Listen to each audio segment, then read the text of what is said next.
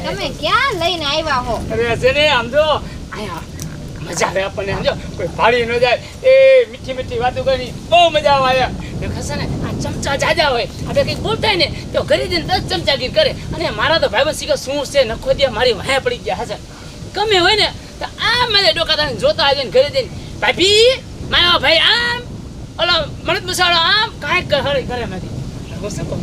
આમ જો એક આ વાળી જોરદાર લીલી છે અને એક આપણે સીમા વાળી છે એ વાળી જોરદાર હો અને આમ જો આપણે તો આમ સમજીને તો કરોડપતિ સમજવાના તો બે વાળી છે તો એમાં મારો ભાગ પડે